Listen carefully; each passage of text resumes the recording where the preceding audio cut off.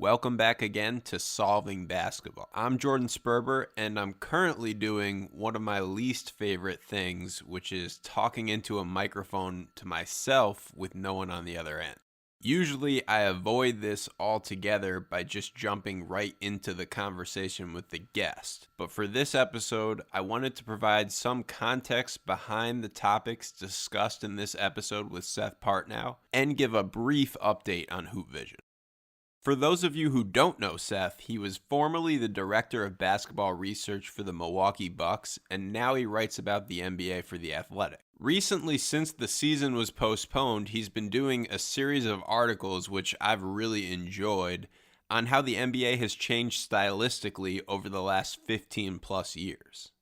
That work that he's been doing for the NBA has a lot of crossover to the college stuff that I did throughout this season at Hoop Vision Plus for subscribers. The first thing we talked about in this episode was the data used to measure style of play.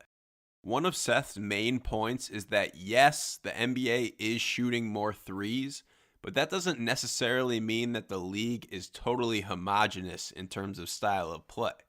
You have different ways to get to those three-point attempts.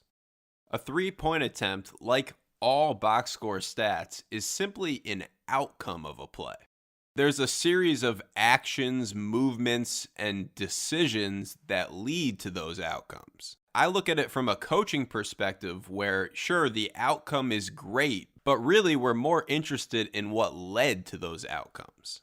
So for example, it's great to know that a player got a steal on the defensive end. But to drive future decision making, like how you're going to guard things in the future, we need to know how the steal was created. Was it some type of double team, maybe blitzing a ball screen or doubling the post? Was it from a denial one pass away? Or maybe it was just ball pressure.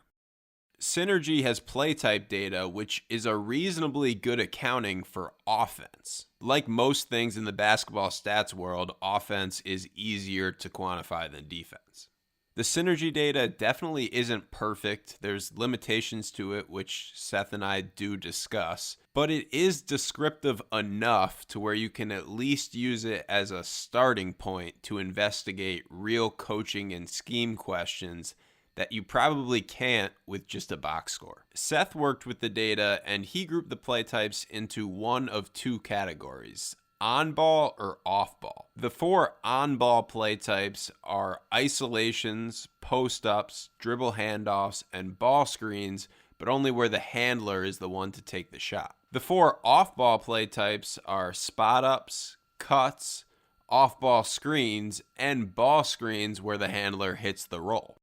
In the NBA, Seth found that over the last 15 plus years, it's pretty consistently been 50-50 in terms of on-ball usage and off-ball usage. This season, it was 48% on-ball and 52% off-ball. At the college level, that ratio is 40-60 in favor of off-ball plays. And against zone defenses like a Syracuse or a Washington, that ratio becomes more like 25-75. So the end of the conversation is about these potential differences between the college game and the NBA game. A lot of my work over the past year has been investigating why or how some of the most efficient college basketball teams do things schematically that are against the grain of the NBA or even kind of the analytics movement in general. For example, the number one offense in adjusted efficiency 2 years in a row now has been Gonzaga. And they're a team that not only plays with two bigs, but almost always has an occupied paint in their base offense. They'll run ball screens, and instead of spreading the floor around the perimeter, they have a player ducking in on the block, occupying space as that ball screen is occurring. On the flip side, the number one defense in the country was Virginia this season, again in adjusted defensive efficiency. And in their pack line defense, they aggressively hedge ball screens, they double the post, and they give up a very high volume of threes. We discussed those examples at the end of this podcast, and I also went a little further on the defensive side of the ball of things in today's Hoop Vision weekly newsletter, which will be out later today. Depending on when you're listening to this, it might already be out. And it looks at what I just talked about with Virginia's defense, but also a defense that in my mind is kind of the opposite of Virginia in St. Mary's. So if you're not already signed up, our Friday newsletter is free. But if you enjoy this podcast and the various forms of Hoop Vision content, and you have the means to support, a Hoop Vision Plus subscription is either $100 for the year or $10 a month. You'll have a season's worth of access to all of my college basketball analysis, and we've also released 40 scouting breakdowns originally intended for our NCAA tournament ebook at Hoop Vision Plus. The last thing, which is also in today's newsletter, is we're looking into some type of online course or class for basketball analytics and coaching, and really the combination of the two, like this podcast is normally about. I'm really excited about the idea, and if it's something that might be of interest to you, I included a survey in today's newsletter, which we'd love you to fill out to then help us determine the demand and specifics for the class. Thank you very much for listening and enjoy the episode. What is basketball? What is this basketball? Is that basketball? What is basketball?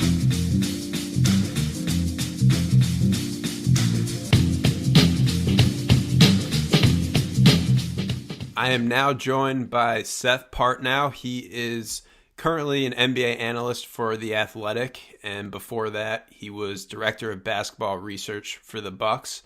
Seth, thank you very much for your time and coming on to talk some basketball. Well, sure. It's good to talk about some basketball.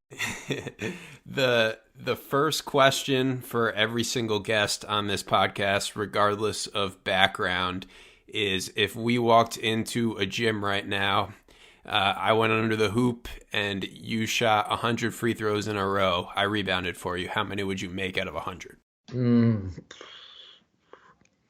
Like right now, having not touched a basketball in 2 months, or like normal? So there's no right or wrong way to answer the question. Sure. No, I think, in general, I would expect to make 80-ish. 80-ish, and I guess what would the range be then for right now, having been under quarantine versus another time? I think it'd probably take me. It'd take me 10 or so to warm up. So 70 to 80 is probably what I think I'd hit now. So that question always leads into kind of your basketball background in general. Obviously, now your professional work has been analytics, and the fact of the matter is that there are plenty of analysts that have basketball playing backgrounds. It just varies. So what was your playing background like? So I played a lot growing up. Actually, in my younger childhood, my best sport was hockey. But I growing up in Alaska, that was kind of one of the sort of the two main options. And I just happened to that was what my parents got me into. And then I made the switch around junior high, kind of full. I played a lot of basketball. My neighbor had a hoop in his driveway, and so that's how I learned to shoot and play a little bit. And I just found basketball more fun by about junior high and switched and played through high school and play. It was I like to say I was on the team for a little bit in college. I didn't. I went to Carleton College, it's a D3 school with a pretty solid program. I was on the team, but I did not. I was not in the rotation. So I think I forget, but I think I played about 12 minutes my freshman year, if memory serves. And then it was the kind of thing where I kind of looked and saw that if I, worked really hard and weight room dedicated to improving my skill set, stuff like that, I could be, by the time I was a junior or senior, I could maybe be like a 12-minute a game player. And kind of at that level with the other things that were going on, I started playing. The Carleton College has a very strong ultimate frisbee program. Also, I started playing that, and so it was kind of like, I think I'll just have fun playing basketball and enjoy the college experience in other ways. So I stopped after a year. But I do think that even just being on the team for that year was pretty valuable training. The head coach Guy Callan, who's still there, was an assistant at University of Minnesota prior to going to Carleton, and so like the attention to detail and how to look at film and how to understand the component parts of offensive and defensive actions. I was really like just a master class in that. So I think I even though sort of my on court experience stalled out a little bit, I think my ability to see and understand the game was improved by just that experience of just being around it at a higher than high school level. Was there a gap at all in your college days and then analyzing basketball, or was it continuous? I mean, to some degree, I've been like doing like statty stuff with basketball since I was like 8 or 10. Coming up with like player. You get the video games, and someone hacks out like a team editor, and you can input like the modern teams or historical teams and stuff like that. So coming up with a rating system for players. So if you wanted to play like the 70s Knicks against the 80s Celtics or something like that, you'd have a way of comparing them. So, and then, after college, that's fantasy basketball. You familiar with whatifsports.com? Yep. So What If Sports Basketball, which was actually a really good a good intro to rate-based statistics, because it's like, wait a minute, this guy didn't play very much, but he shot 40% from three, and on a decent usage in those low minutes. But he only cost me $1 million, so that seems like a good back-end rotation guy. So that was kind of additional sort of analysis / training work, and then it was just something I was doing with varying degrees of formality. There's some message boards that I was on. Was actually a number of people who continue to work in and around basketball to this day kind of came out of there, and we kind of kicked stuff around. And then I started my own site, and without really the intention of it going anywhere. It was just a hobby, and then I managed to attract a decent following, and one thing led to another, and there you go. Is the message board APBR metrics? Is that actually no? I've been on APBR metrics. It's actually a website, a poker website. Okay. This is a 2+2 forums. Back in the aughts was actually had a pretty decent sports discussion area. One thing that stands out to me about your work is that it is more, in terms of the scope of what you're looking at, more directly applicable to what's going on the court, coaching, and what we're going to get into here that you've been doing recently with styles of play. Personally, the analytics community, I started out in high school reading APBR metrics, and I read Basketball on Paper and that stuff, and at some point I felt like I kind of maxed out. Not like the people on those boards and doing that research, they have vast statistical knowledge, but at a certain point I felt like they were asking the wrong questions for my interest and for coaching interests. Would you agree or disagree with that? Yes and no. I think I agree with you on some of the frustrations in terms of yes, so to some of the stuff, but on the other hand, I think a lot of that was especially prior to around 2013 was the kinds of questions you could ask and answer with the available data. So there's a little chicken and egg there in terms of, are they asking the wrong questions because they don't know the right questions to ask, or are they asking those questions because they know they can't get anything of probative value on the questions they might otherwise want to ask, but that the data just doesn't exist. That's a great point, and segues into your recent work. You've been looking at NBA styles and kind of trying to debunk the narrative that because everyone is shooting threes now at a higher rate than previously, that somehow means that everyone is playing the same style. And it gets to different data sources. So for this series, instead of using box score data, which might have been the only thing available 10 years ago, you're using play types from Synergy. You covered this a little bit in part 1 of your article, which, by the way, for people listening, is up on The Athletic. Definitely go check that out. If I can plug, if Yep. you're not a subscriber, we have a 90-day free trial going right now. So the only commitment you're making is to read through my work. There you go. And I would highly recommend it. But I guess, can you explain kind of why that was the data choice for this project? Sure. So backing up, obviously we know. I don't think anyone listening to your show is going to be surprised to hear the opinion that the box score doesn't capture everything or even most things. And even going on beyond that, going deeper into kind of some play-by-play based stuff, which certainly in the last 15, 20 years has, at the NBA level at least, the college level some, but the NBA level has decent to, in recent years, better than that, like shot location data. But even that is kind of flat. I mean, it's really basketball is a very fluid game, and players aren't necessarily. I think thinking of players as locations isn't quite right. It's more, to get slightly technical, it's more vectors. It's he is in this spot and moving that direction at this speed.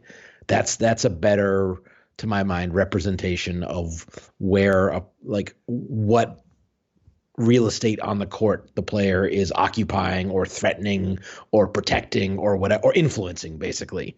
I mean, the difference between a player with the ball standing still at the top of the key with a defender on him and the same player go on a go and catch against a closing out defender. They're just flat XY positions on the court could be the exact same, and those two situations have no relation to each other.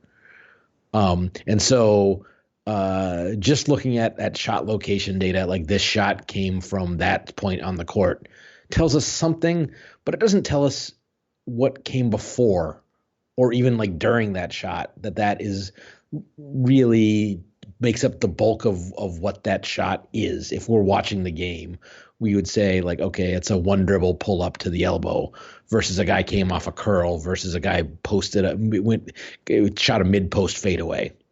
Like, those are all going to be kind of similar location shots, but I don't think they really have much to do with each other in terms of how they come about in the flow of a basketball game. Right. And so that was, I think, the driving point behind your work. I see the same parallel from a coaching standpoint. The example I would use is, saying that you want to run a play, you want to run the corner 3 play is kind of like saying you want to run the touchdown play in football, like right, the exactly. one that's going to get you a touchdown. Right. It's a ball screen with this type of spacing, or certain actions on the court that constitute that play and then make up that corner 3. Right. And I think that is a crucial thing for both sides of we talk a lot about, like, on this podcast, the communication between coaches and analysts, and kind of understanding the data itself is important for both. With Synergy and the data you're using, what it specifically does is it tracks the last thing that happens on a play, right, which is still significantly more detailed than the box score. Now, what the tracking data, second spectrum, or what have you, in the NBA, which I have never worked with, I think you have just a bit, is theoretically not only what would get categorized as a ball screen in Synergy, you could, again, theoretically categorize, well, where were the other 3 players not involved in the ball screen space? You don't get that on Synergy. And you could also have all the actions that led up to that ball screen. And I think that's especially if we're talking about play styles, I think that is, if you're talking about what I wished I had, I think that's it. It's kind of the chain of actions. Like you can, with the second spectrum data, you can say, all right, this team runs X number of middle pick and rolls per 100 possessions. Now that doesn't mean that they, the differences in synergy. Okay, a certain proportion of their shots come out of pick and rolls, or shots, shooting fouls, turnovers. Their play ending plays come out of that.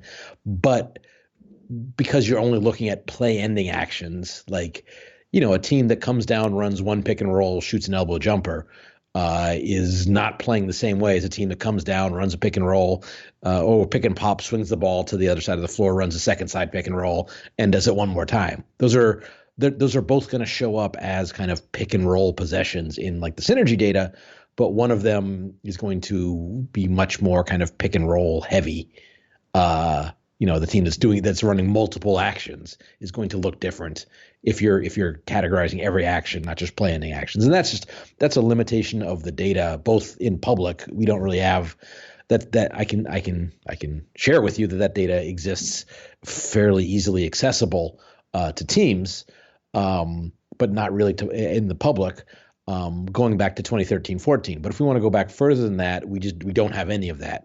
And so I don't think synergy data is perfect. There's obviously a benefit of kind of algorithmically tracked stuff like the tracking data is that if it's wrong, it's always going to be wrong the same way. If a certain situation is being miscategorized as a pick and roll when it should be a handoff, at least every time it's categorized that way. Whereas, if it's a manually coded thing, then it's going to be 50-50, and that's actually a little harder to deal with.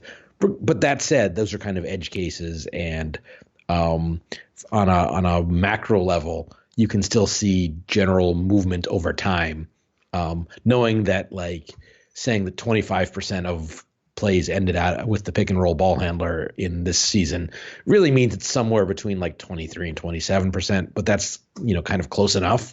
If we're comparing it, 1 year it's 25, the next year it's 28, next year it's 33, even if there might be some wiggle in each individual year, we're still seeing that movement over time. And that's what I was more interested in looking at. And, so I was willing to live with kind of the imprecision of the synergy data, especially as we go back a little farther when kind of they were still figuring out to, how they were doing stuff as well. So you can see this anytime a new data source comes online, the early years of it are riddled with errors, not because they aren't smart trying to do the best. It's just they literally don't know what they're doing because no one's done it before. You can see the same thing in this is something I've tweeted about a fair amount recently and talked about in a recent piece I wrote about Michael Jordan in the mid-range. The first year we have data that feeds into NBA shot charts is a mess because they hadn't set the system up to account for all these things that can kind of happen at game speed. And then as it went on, it got better very quickly, and kind of the same thing with synergy. So it's a long-winded answer that I think mostly answered your question. I hope.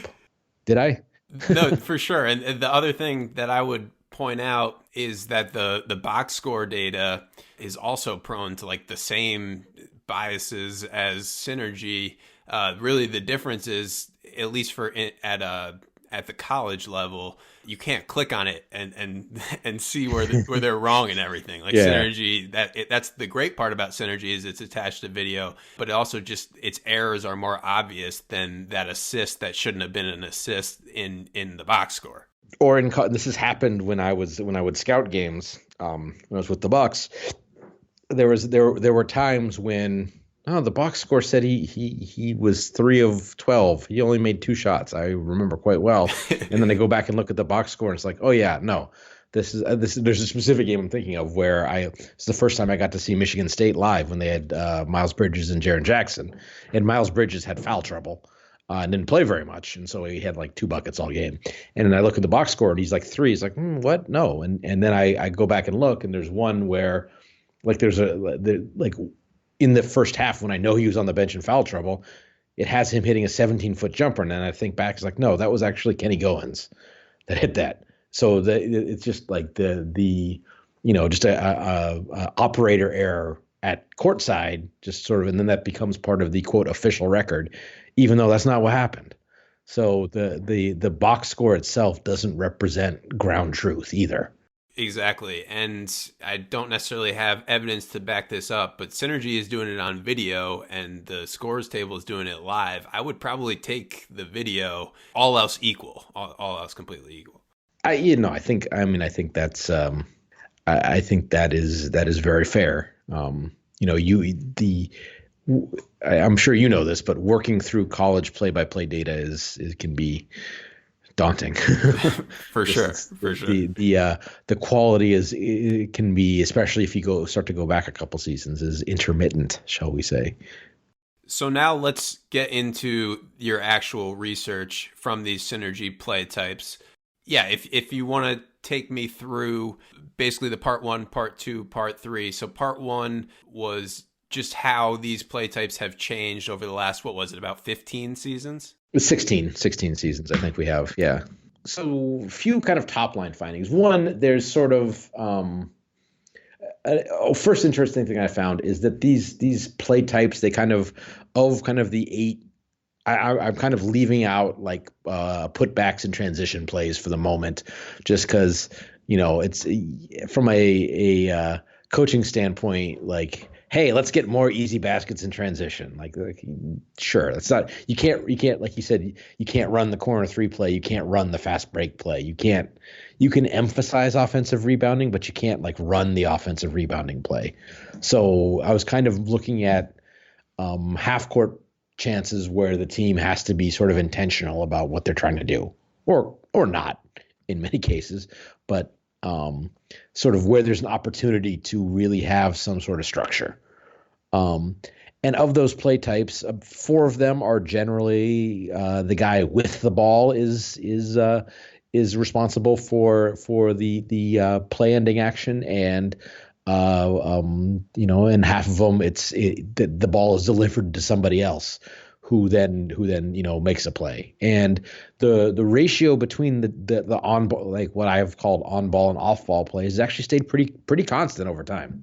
It's just under 50% of play. Usually it's usually about 48-52 in terms of on ball to off ball over that time period, and that's stayed remarkably consistent. And so I thought that in and of itself was interesting, as that almost, I mean, that seems to almost represent like a natural law of the game almost, that like, that you had, that is how much you have to have someone with the ability to create with the ball, whether it's, via ball screen or something else, to get into anything else. You can't just have a team where, we're just going to have guys, running off screens and spotting up from 3, and we'll get all great shots that way. Because if the guy with the ball is never pressuring the defense, you can't even get the ball to those players in open spots. Right, and it goes a little beyond your article so far. But the thing that I was thinking of while reading that is that the defense also has some influence on ball versus off ball. And that could be part of what keeps it constant, kind of the equilibrium between defenses either giving help or not giving help. Or containing the ball so they don't have to give help. Sure. is more like to a large degree. That's a separate, the subject of help and overhelp is a whole separate subject that we can get into at another point. But yeah, it's on my list. But yeah, let's keep going with okay. So yeah, those initial findings. So that was one thing. And then within kind of the sort of the off ball category of plays, those have actually held reasonably constant, like their share of plays. Plays ended by the pick and roll screener have gone up slightly, but to the most part, like, at the expense of plays where guys are coming off screens. But for the most part, those have held pretty constant. Where there's been a big change is the prevalence of isolation play has dropped sharply. Prevalence of post-up play has dropped some, and they've been replaced by the ball handler in the pick and roll doing more. But it's all kind of and also handoffs, dribble handoffs, which are the way they're used in the NBA now is pick and roll ish. Anyway, so that kind of that sort of that 2-man game has sort of has come to more prominence than the throw here's the ball, get me a bucket, either facing up or posting up kind of situations. And the natural step, which you made in part 3 of your series, is okay, so these things are happening. Also, 3-pointers, which is not a play type, but the result of these play types. Also, 3-pointers are increasing year over year consistently. How are those threes being generated? You looked at it by play type and also by position.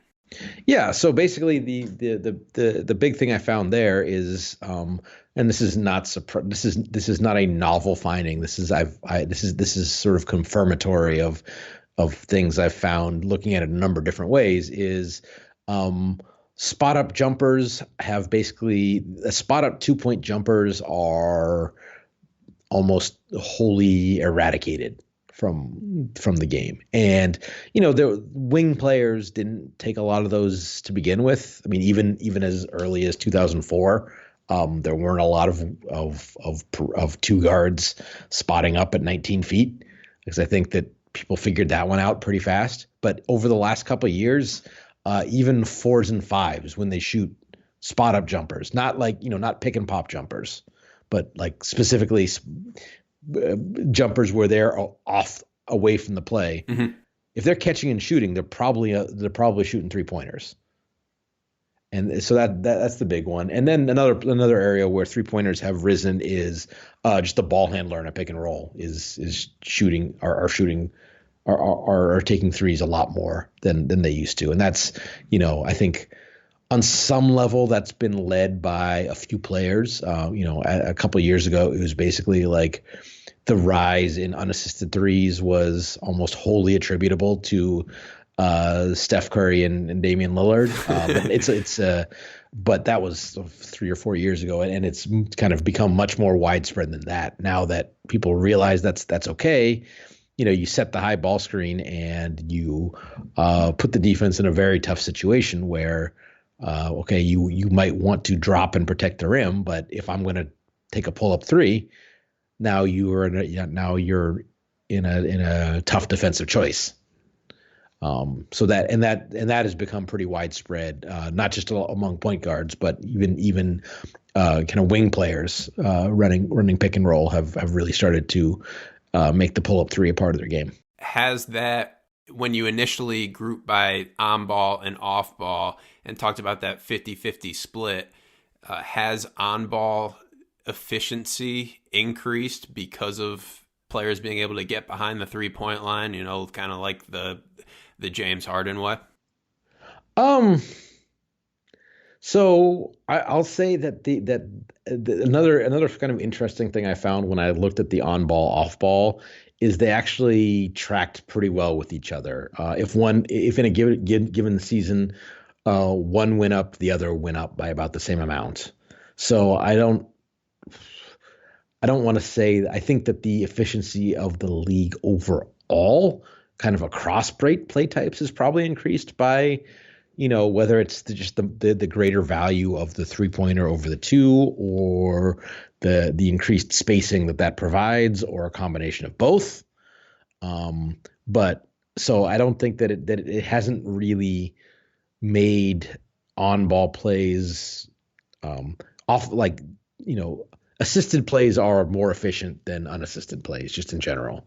And that gap hasn't really changed over the gap between the two hasn't really changed over time, regardless of whether they're, you're adding in threes or not. Because I think that if you're adding in threes to the on ball stuff, you're continuing to add more to the off ball stuff also. So it kind of comes out in the wash. The place that I wanted to go with this is comparing some of the similarities and some of the differences between the NBA game and the college game. I have done some similar type of work for my newsletter on the college game, and you told me before we started recording that that's where your series is going with part 4 for some of this. Yeah. Just from the most general possible angle of this, just like in the NBA, how ball screens have shot through the roof in the last 16 years for years. In college, it doesn't go back quite as far, but for the most part, all 353 teams did start getting tracked by Synergy around 2011. So it's more like 9 or 10 seasons. And ball screens have similarly had the same type of increase. The difference, at least in terms of primary creation, the on ball, is that isolations went way down, or have been steadily going way down. But post-ups are pretty much the same, especially given that there's so many teams in the NCAA. There were already teams that weren't posting up at all, like 5-10 years ago. Right. I know you used the Nets as an example of a team that never posts up. Like, those have always existed at the college level when your starting five is 6'6" or something like that for certain schools. And so it's pretty much been steady. And specifically this year, where like 3 of the top 5 teams in college basketball were post-up heavy teams. I read your piece on the Mavericks and Porzingis. And so I'm curious to get your thoughts. Well, what you think of the post-up in the NBA, and then why college has been different in terms of the trend. So let me see. There's nothing particular. The problems with post-ups in the NBA are that it is, in the current rule set, it's hard to get an advantageous enough situation where it makes sense to put the ball in the hands of a guy who's probably a mediocre passer and ball handler because he's back to the basket, doesn't have great vision of the floor. So that, I think that's, and with, if you're running like the boring old, run down to the block, stick my hand up, isolation post up, like, okay, you run an action, you try to get into the guy's catching the ball at like 16 feet because, it's not that hard to walk a guy out. With 11 seconds on the shot clock, you've burned like 6 seconds of shot clock trying to get at the ball. So you're have too many things working against you for all but like the really excellent operators, and that's your Joel Embiid's, your Nikola Jokic's, right? Mm-hmm. Or maybe like some and other players, if they can opportunistically post up like off of like a dive in or something, a duck in or something like that. But stick your butt on the post on the guy and stick your hand up in the air and fastball in the face and go to work on the guy. That is a tough situation in the NBA because it's just hard to gain an advantage.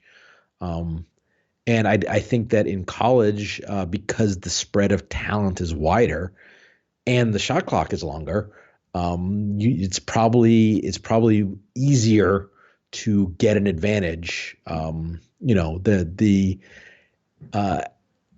Every team in the NBA has a guy who can physically match up with Luka Garza. Does every college team? Do most college teams? I kind of don't think so. So it's just you're starting because of the broader array of talent that you're working against. It is probably, if you the ability needed to be dominant might be too far, but to have an advantage with your back to the basket, 8 feet from the basket on a guy, that's probably relatively easier to come by in a college setting than it is in the NBA setting. One thing in the Porzingis article that I thought was interesting was, I think it was Second Spectrum data that you Yeah. referenced that he catches the farthest away from the hoop of any big in the NBA? I'm hoping I'm getting that right. I don't think it was any big. I think it was just a selected group. Okay. I don't have direct access to stuff like that anymore. So it's kind of occasionally data like that falls off a truck, and I use it. But stuff like that you don't want to ask for. Hey, where does everyone catch the ball? It's just like, hey, let's compare these 6 guys to Yeah. and because if we're asking a favor, might as want to make it as small a favor as possible. So, but yes, in terms of like this, like a group of like relatively high volume post up players, not only does he catch the ball far away, he doesn't make much like if I'm remembering correctly, like Embiid doesn't always catch the ball like right at the basket. Mm-hmm. But he moves his guy close to the basket before he shoots. So he might not catch the ball under the rim, but he'll back you down under the rim. And for I think physiological reasons as much as anything else, like Porzingis isn't going to do that. Because he's not particularly thick. He has a pretty high center of gravity. So even against a quote smaller player, he's not going to back him down. Whereas, Embiid is a load and he'll just crab dribble you under the hoop and dunk on you if help doesn't come. And so that's a big part of why he and like Jokic, you can't guard them with a small guy in the post because he'll just put the guy in the basket. I don't know exactly how this affects in terms of 3-point shooting college to the NBA. I should have these numbers for the NBA as well, but I tweeted this out a while back. 101 college teams shot a higher effective field goal percentage on shots in post-ups than on three-pointers this year, which I would imagine is probably not the case for NBA teams. But so like the spot-up shooting is so much worse, especially this year, I guess, in the NCAA with the line being moved back, where I think that there are some teams that legitimately get benefits out of throwing the ball into the post that they wouldn't otherwise in their offense. But the other kind of aspect of it is that the other 4 factors in college play such a bigger role, where this might be going too severe, but like the NBA is an effective field goal percentage league. To me, basketball becomes very different when you're trying to optimize points per possession instead of effective field goal percentage. The stat I have here is that the Knicks were number 1 in the NBA in offensive rebounding percentage at 25.8%. And that would have been 256th in the NCAA. So the number 1 NBA team is below average in the NCAA.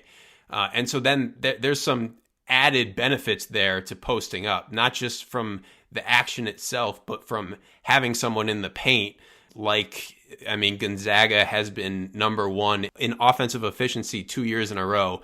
They never have an open paint, which was kind of like the point of the Porzingis thing. So a lot going on there, but no, I think you in a short span of time you raised a lot of really good points. The first one is that it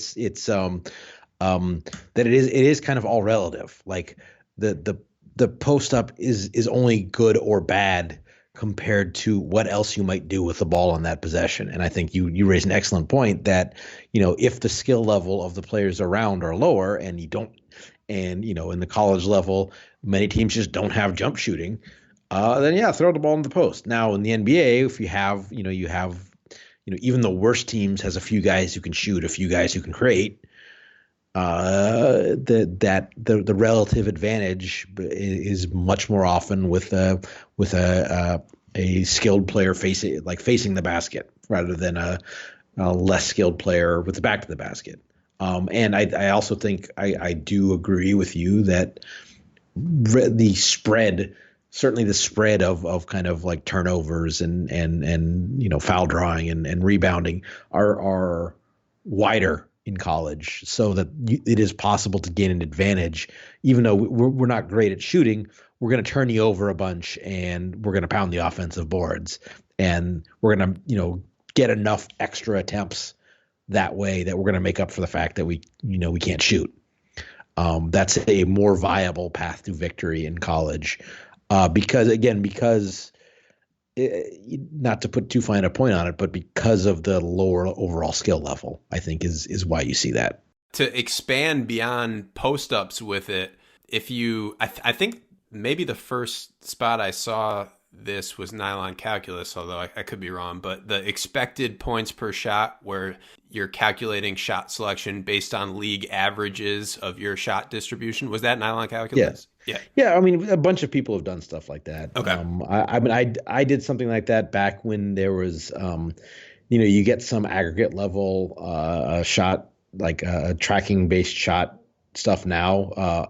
Back in the day, you actually used to get it on a shot by shot level. So you see every shot, distance, some location data, but how distance to the closest defender, shot clock, stuff like that. And you could, number of dribbles.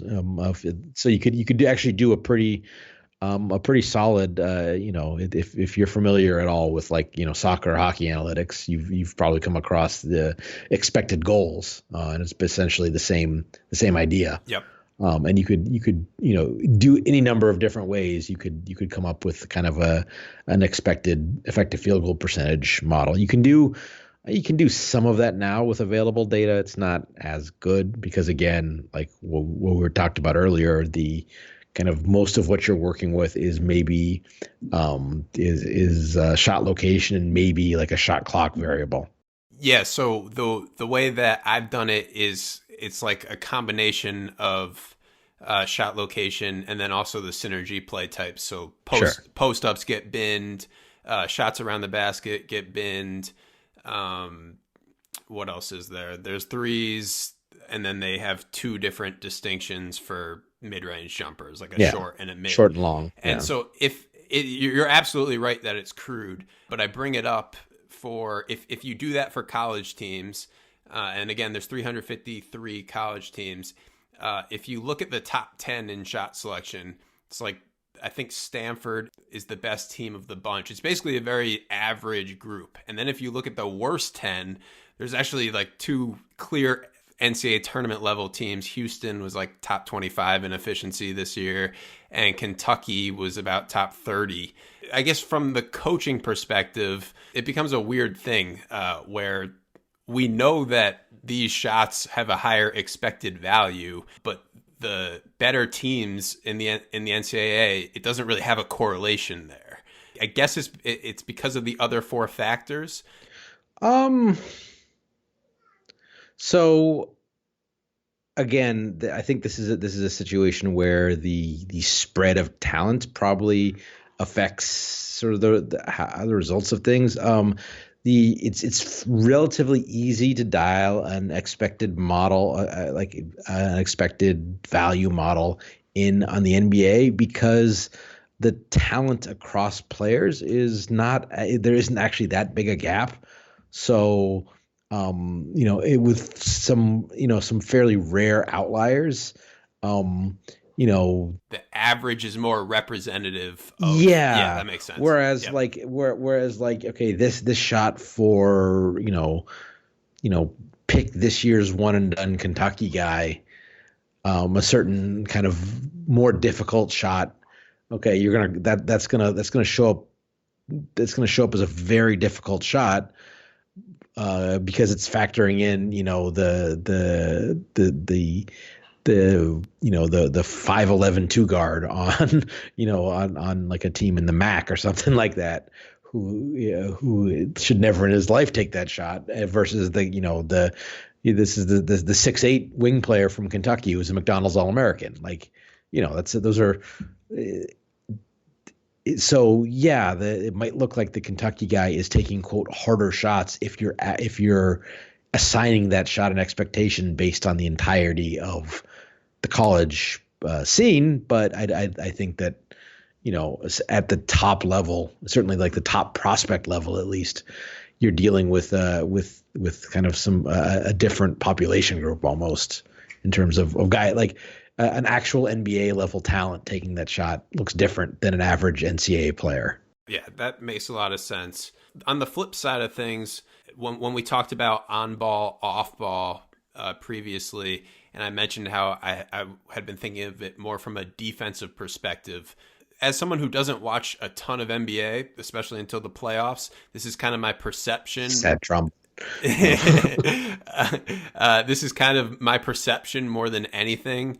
But the way the league has shifted, and I would be curious to get your opinion on this, is like you said, these off-ball play types, like spot-up shooting, as the most obvious example, tend to be higher efficiency than on-ball. Whereas I think in your articles you mentioned the Thibodeau defense of loading up to the ball and providing like extra help. Defense has shifted to providing as little help as possible. Obviously, you still have to provide help, but to potentially incentivize the ball handler shooting and keeping those inefficient play types. Does the data back that up? Are teams doing that more? It's a tough question. I think that the prevalence of teams going to sort of softer pick and roll coverages and protecting the basket more and kind of trying to induce, all right, if you're going to beat us with 17-foot jumpers, go ahead. I think that for any number of reasons, that is sort of a tactical direction that the NBA has been leaning towards. So the fact that the prevalence of the three-pointer keeps going up leads me to believe that defenses haven't totally figured that out yet. You would think that just from a almost an economic standpoint, if the value of self-created shots were narrowing the gap with assisted shots, that might lead some credence to the theory that, okay, that they're bringing less help to the ball in an effort to take those shots away. Therefore, these self-created shots are getting a little bit easier. But that doesn't really seem to be happening. And just observationally, I still see a lot of situations where NBA teams, I think, bring help to the ball on a guy who's not really going anywhere and give up like three-pointers, especially that way. I'm actually writing about this for tomorrow, this whole defensive help and on-ball, off-ball thing. And again, this is, I guess, kind of like the last 2 years since I got out of coaching and started covering more nationally college basketball. The things that have been bothering me are looking at something like that expected value and seeing that good teams aren't the ones taking the best shots. And there's a similar thing with defense, where the number one defense in the country, and I realize it's very anecdotal to just single out one defense, but I think there's many college teams that do this. The number one team in defensive efficiency this year, their entire defense is designed to take the ball out of the ball handler's hand, and they do give up tons of threes. So it's Virginia, where they hedge ball screens, so as aggressive as you can pretty much be on ball screens. They double team the post, and in their pack line, they are helping one pass away to an extent to deter ISO. And what happens with them is, well, no one can score from two against them, which I guess should be expected. I mean, you need to have the personnel to do it, but the weird thing with them is they allow all of these threes, and they consistently allow a low percentage on all of these threes. I think 9 years in a row, Tony Bennett has been below 3-point percentage defense, which I know is a thing commonly talked about in the analytics world. And I think 8 out of those 9, like, way below average. To me, it's very counterintuitive. They're inviting more potential shots from outside from three, and they're also lowering percentage by loading up on the ball. Virginia's the best example, but there are a lot of these coaches that have very similar philosophies. The one NBA corollary that I can think of, it's a coincidence that you were involved in it, but it's teams loading up to Giannis in the playoffs. where I can remember the ESPN announcers saying, they're building a wall, building a wall. I watched that defense and I was like, that's how every single college team plays every single game. Yeah, that's an interesting one about Virginia. My question to you would be observationally is, does it feel like they are giving up a lot of threes, or does it feel like they're giving up a lot of open threes? Are they giving up a lot of kind of semi-contested threes? And then, again, at the college level, a semi-contested three is probably not a great shot because, again, the overall skill level. NBA level, like an NBA open three is going to get you beat. Yep. Like if you're closing out and you're 6 feet away from an NBA player, that's a 38% shot on average. I like if you're, if it's probably if you're just a guy, leave a guy open in the gym, average, in a Division I game, it's probably a 38% shot. If you're putting any sort of pressure on that guy at all, my guess is that starts to drop pretty fast, because again, that's the ability to have that late contest that has no chance of actually like getting to the ball not matter to you. I think that's the kind of thing that separates an NBA player from a college player. And this is not, I don't have the data to directly back this up. This is just kind of trying to logic through it a little bit. So I think that if they're giving up these threes, that they are getting a good contest on the guy. I think at the college level, a good contest on the guy is more effective at limiting percentage than it is at the NBA level. Well, first of all, they definitely have length. Like that. Yeah. I would be curious. Has there been any studies on wingspan of that player 6 feet from the ball? So it's a little bit equivocal, and it's the kind of thing that, again, at the NBA level, it's messy, because the kinds of things that are going to, my theory has always been that okay, an NBA player knows when he can and can't get a shot off. Because again, making that kind of decision correctly is why he's an NBA player, right? And so if he sort of knows he can get a shot off, then it's almost doesn't matter. So where that's going to show up, that length is going to show up, is him deciding to do something else with the ball. And so that's not going to show up in like field goal percentage or 3-point percentage or anything like that, because he's not going to shoot. So I think that's where you tend to see the effect of that length a little bit more at the NBA level. College level, guys don't really have their shot selection dialed in quite as well. So I think that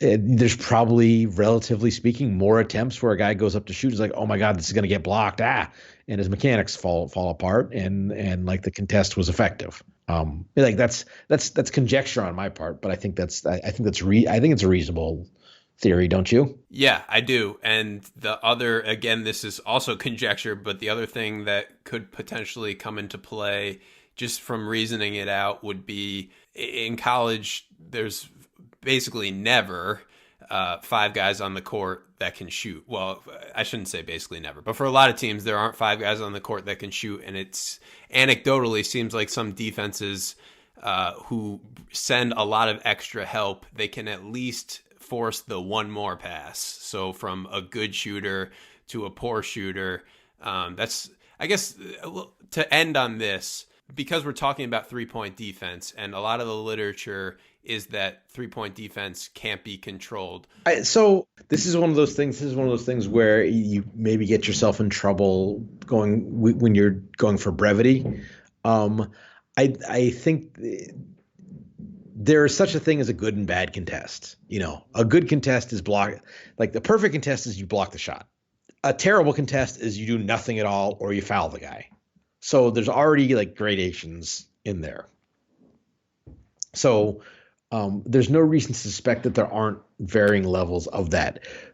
However, pulling that out from the percentage made, the signal of whatever that extra pressure is worth is just lost in the noise of the normal variance in 3-point shooting. So it's not that it doesn't exist. It's that it is very difficult to measure in a way that is distinguishable from what, for all intents and purposes, you could call luck.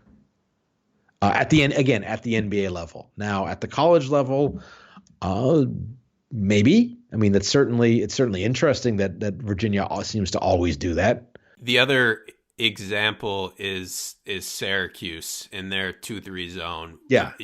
That's I guess maybe even the more traditional example of a team, that does consistently go under. And hey, you've picked the two teams that tend to confound draft projection models the most because of their sort of it's basically like on one hand Virginia and Arizona, because they depress certain defensive numbers of players with the pack line, and Syracuse, especially the guys at the top of the zone, tend to get tons more steals. And so it's very like you always my model says this, but he went to Syracuse, so I don't know. So anyway, sorry,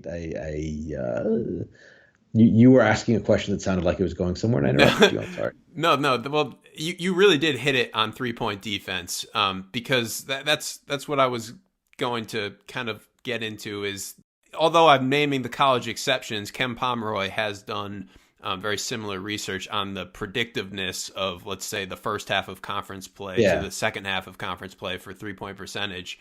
Just like you said, it's just not very predictive.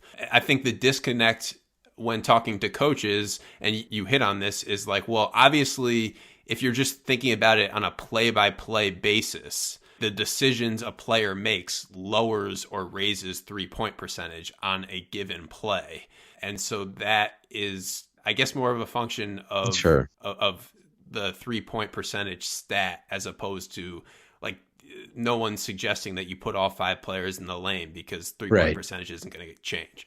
So here, another question for you is, and I think I know the answer given like just the point totals of their games, but I'm guessing that Virginia Virginia plays defense in such a way that their opponents are playing against the shot clock a lot, right? Sure. And that is a situation where at the NBA level has been shown that like even controlling for everything else, like late clock shot percentages are lower, and even controlling for who's shooting. And I think that's because of that thing we're talking about where, okay, I'm not perfectly open here, but there's 3 seconds on the shot clock, so fire away. Like if there's 13 seconds on the shot clock, I would not take a shot in this situation, but I have to now. Yeah. And so that could be another thing that Virginia is seeing, is if they're forcing teams against the clock, maybe the shot that's going up is kind of the same shot that was turned down because it wasn't good enough twice earlier in the possession. But because the team is working against the clock, they have to take a shot they would normally turn down. And so that is a way of possibly a way of kind of limiting where is it they're good at contesting threes, or they are good at forcing teams to take threes in contested situations, if that makes sense. And I think the way I would look at that is like look at the proportion of opponent threes that are taken with like under 5 on the shot clock, to the extent that you can suss that out. And my strong intuition is that Virginia would rank pretty highly on that in terms of the proportion of opponent threes that are late clock shots. The thing that relates to that, which I'm again stealing Ken Pomeroy's diligent work here, but on foul or defend situations, so less than 12 seconds, or I think it was less than 12 seconds left, and the team is down 3, the offense shoots 17% from 3 in those situations. Obviously, the defense in that situation is guarding differently than they normally would, and they are affecting 3-point percentage. Yeah. Well, and the offense, the offensive shot selection is different in that situation than it would be in normal circumstances. So it's like, it's 2 sides of the same coin.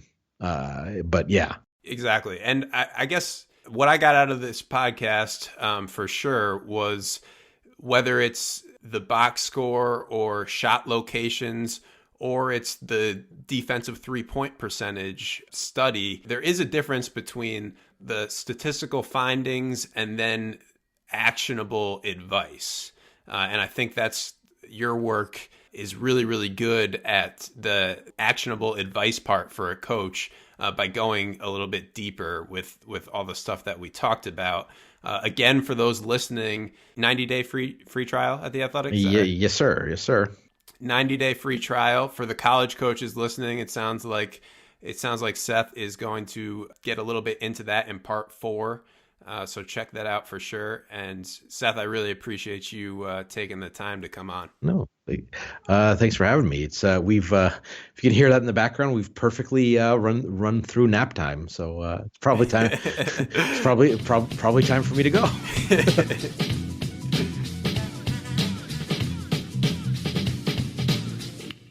No hand checking Michael Jordan, Scottie Pippen, Tony Kukoc.